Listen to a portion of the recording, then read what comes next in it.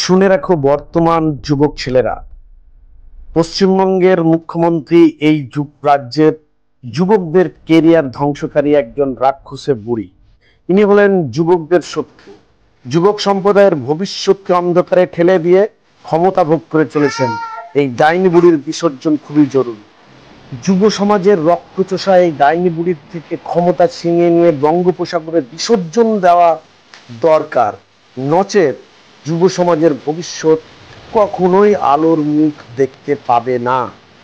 যখন কোনো একটি সরকার ক্ষমতায় আসে নির্বাচনের মধ্যে দিয়ে, সেই সরকারের উচিত জনগণের কল্যাণ সাধন করা।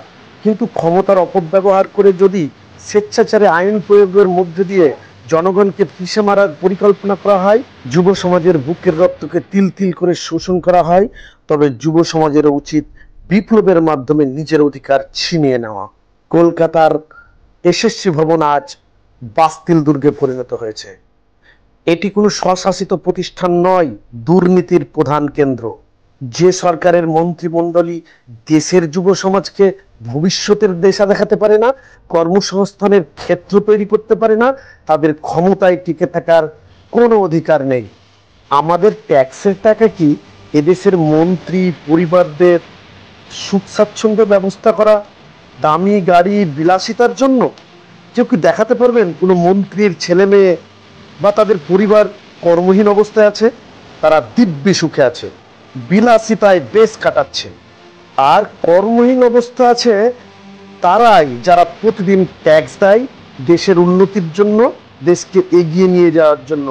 কিন্তু সেই টাকা ব্যবহার হচ্ছে মন্ত্রীদের, শাসক শ্রেণীর পরিবারের বিলাসিতা, সুখ স্বাচ্ছন্দ্যের জন্য। শুনুন শাসক মণ্ডলী, আপনাদের উচিত সেই টাকার সঠিক ব্যবহার জনকল্যাণে, যুব কল্যাণে, দেশের উন্নয়নে। আর সঠিক দায়িত্ব পালন করতে না পারলে দায়িত্ব ছেড়ে দিন, তা না হলে ছিনিয়ে নেওয়া হবে। আমরা আমাদের অধিকার বুঝে নেব। ওহে যুব সমাজ, তুমি সচেতন হও। সচেতন না হলে সারা জীবন হালের বলদ হয়ে থাকতে হবে, গাধার মতো দাসত্ব করতে হবে। তুমি রক্ত পিপাসু শাসক শ্রেণীর দ্বারা শোষিত হবে। তুমি এটুকু বুঝে নাও, তোমার অধিকার কেড়ে নেওয়া হয়েছে। তুমি জেগে ওঠো। বিশেষ করে এসএসসি চাকরি প্রার্থী, প্রাইমারি চাকরি প্রার্থী, আপার প্রাইমারি চাকরি প্রার্থী, মাদ্রাসা চাকরি প্রার্থী, তোমরা আজ জীবন্ত লাশ। তোমার হাতে কাজ নেই, তুমি আজ সমাজে বঞ্চিত। মাথা উঁচু করে তুমি বাঁচতে পারছো না। আসলে তোমাকে বাঁচতে দেওয়া হচ্ছে না, এক শ্রেণী তোমার এই অধিকার কেড়ে নিয়েছে। তাই তো তোমাকে জাগতেই হবে, মাথা উঁচু করে বাঁচার জন্য, নিজের অধিকারকে গ্রহণ করার জন্য।